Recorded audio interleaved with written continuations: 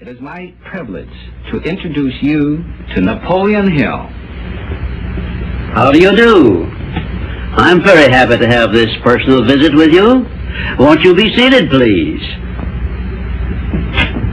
And now, may I request that you forget all your problems and just relax while I bring you the master key with which you may unlock the door to any opportunity that your mind can conceive. The master key consists of 17 principles, the first of which is definiteness of purpose. Right here at the beginning of our visit, I'm going to make you a promise.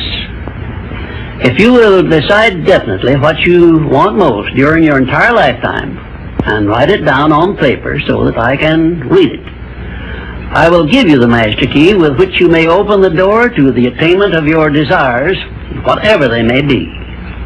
The exact moment when I will deliver this master key to you will depend entirely upon when you are ready to receive it.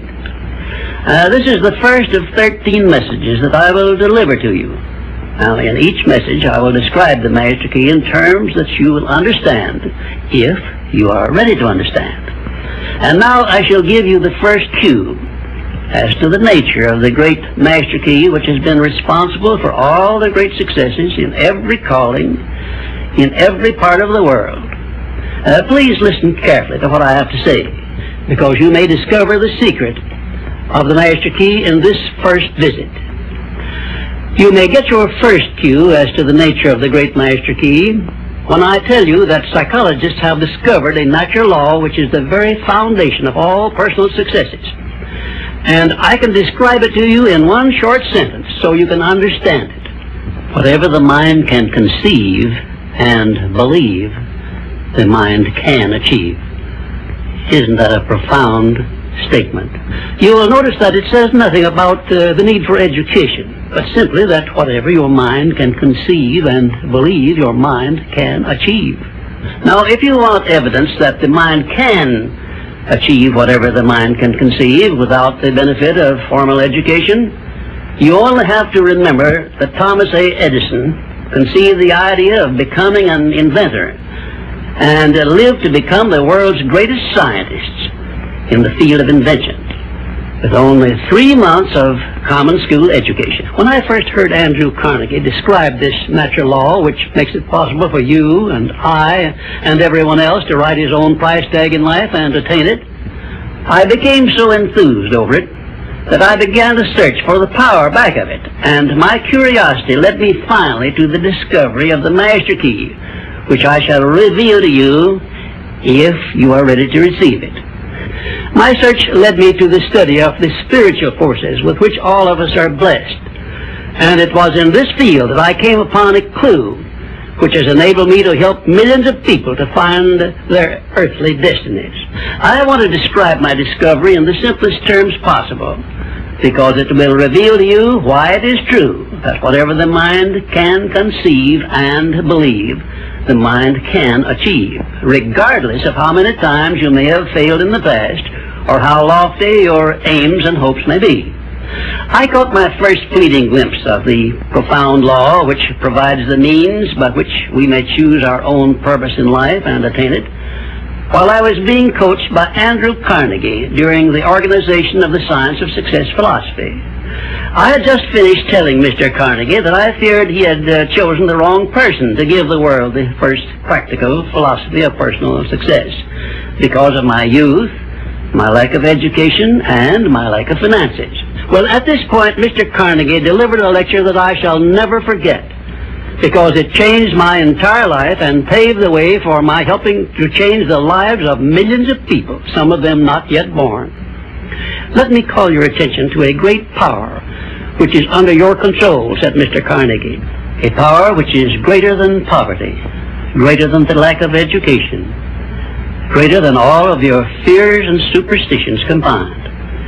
It is the power to take possession of your own mind and direct it to whatever ends you may desire. This profound power, Mr. Carnegie continued, is the gift of the Creator, and it must have been considered the greatest of all of His gifts to man, because it is the only thing over which man has the complete and unchallengeable right of control and direction.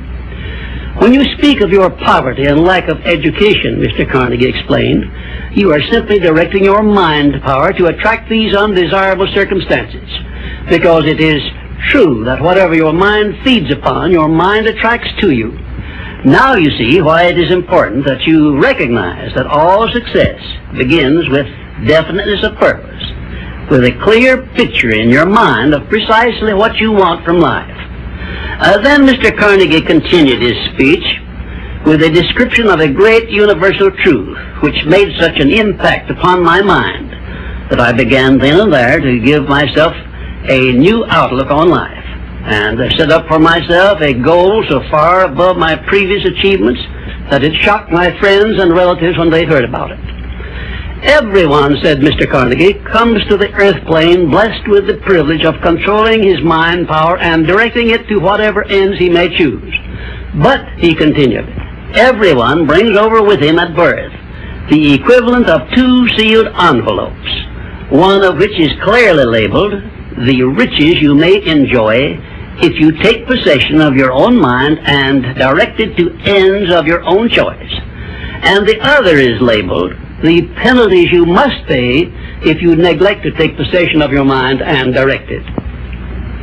And now let me reveal to you, said Mr. Carnegie, the contents of those 2 sealed envelopes.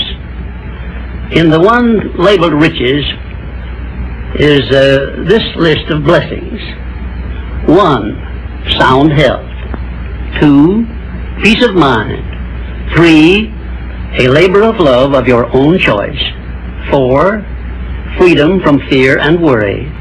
5, a positive mental attitude.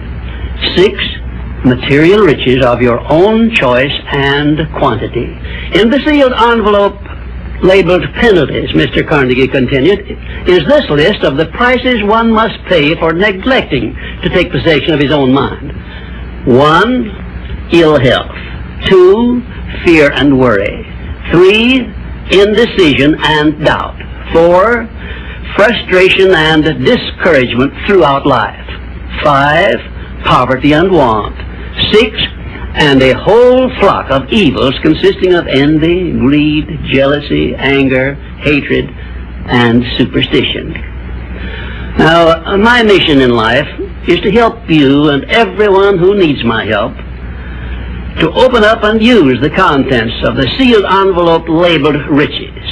And the starting point from which you must take off if you wish to write your own ticket from here on out for the remainder of your life, I will describe for you in these simple instructions. 1, procure a neat pocket-sized notebook, or something on the order of this one here, loose leaf affair. And on page 1, write down a clear description of your major desire in life, the one circumstance or position or thing which you will be willing to accept as your idea of success. And remember before you begin writing that your only limitations are those which you set up in your own mind or permit others to set up for you. And 2, on page 2 of your notebook, write down a clear statement of precisely what you intend to give in return for that which you desire from life. And then start in right where you stand now to begin giving. And 3, memorize both of your statements, what you desire and what you intend to give in return for it, and repeat them at least a dozen times daily. And always end your statements with this expression of gratitude for the blessings with which you were gifted at birth. I ask not, O divine providence, for more riches, but more wisdom with which to accept and use wisely the riches I received at birth in the form of the power to control and direct my mind to whatever ends I desire.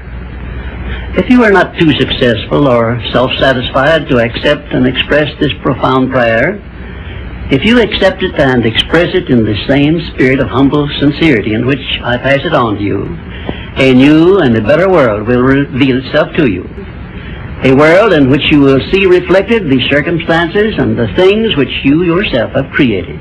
In my next visit, I will give you a description of the second principle of success, through the application of which you may make use of the education and experience of other people, and get the necessary help you may need in attaining your definite major purpose in life. And now, let me close this, our first visit, with my favorite expression of gratitude. O divine providence, I ask not for more riches, but more wisdom with which to make wiser use of the riches you gave me at birth, consisting in the power to control and direct my own mind to whatever ends I desire.